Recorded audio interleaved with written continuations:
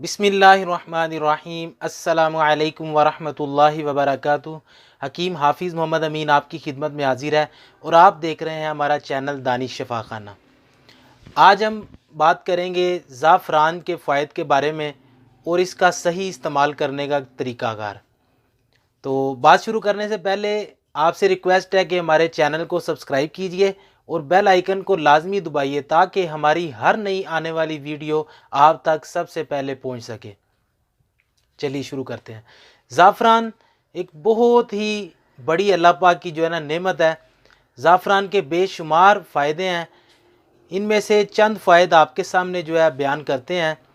एक तो इसका फ़ायदा है कि ज़ाफ़रान का इस्तेमाल करने से पट्ठों को बहुत ताकत मिलती है और इसके अलावा ये पट्ठों का जो दुरानिया है खून का पट्ठों के अंदर उसको जो है ना ज़्यादा तेज़ कर देती है और जो कि फ़ायदा मंद है, पट्ठों को नरम रखती है और ये पट्ठों को जो है ना नरम कर देती है और खून की जो दुरानिया है खून का उसको ज़रा तेज़ कर देती है।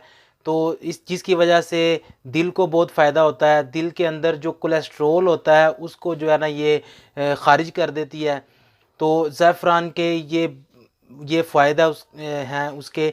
और इसके अलावा ज़ाफ़रान जो है पट्ठों की कमज़ोरी वाले जो मरीज़ हैं उनके लिए बहुत फ़ायदेमंद है।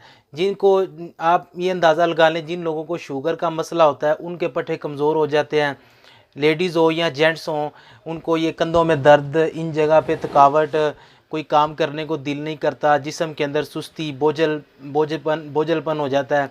तो ये इस चीज़ों को जो है ना इन चीज़ों को ख़त्म करता है। ज़ाफ़रान का इस्तेमाल करने वाले जो लोग होते हैं उनको पट्ठों की कमज़ोरी महसूस नहीं होती।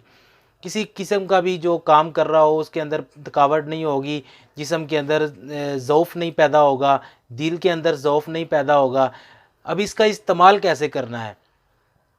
इसका इस्तेमाल आप दूध के अंदर भी कर सकते हैं, यानी कि दूध के अंदर 3-4 तिनके जो हैं ज़ाफ़रान के डाल दें और उसको 1-2 उबाला दें और उसके अंदर आप शहद डाल के उसको इस्तेमाल करें।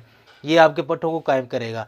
और अगर मौसम सर्द है, ठंडा मौसम है, आप किसी ठंडी जगह पे हैं, तो आप इसका कहवा बना के इस्तेमाल करें। कहवा इस तरह तैयार करना है कि कहवे के अंदर पानी के अंदर ज़ाफ़रान डालकर इसको नहीं पकाना।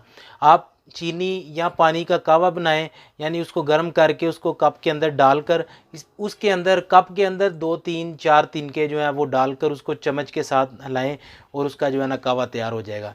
ये इसके इस्तेमाल हैं और इसकी इफ़ादियत भी हमने बयान कर दी, इसके इस्तेमाल भी। और इसके अलावा बहुत सारे इसके फ़ायदे हैं जो कि वीडियो की तवीलत की वजह से हम बयान नहीं कर सकते।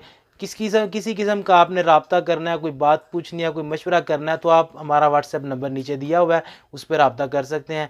तो हमें दीजिए इजाज़त, हमारी वीडियो को लाजमी शेयर कीजिए। मिलते हैं इंशाल्लाह नेक्स्ट वीडियो में। अस्सलामु अलैकुम वरहमतुल्लाहि वबरकातुहू।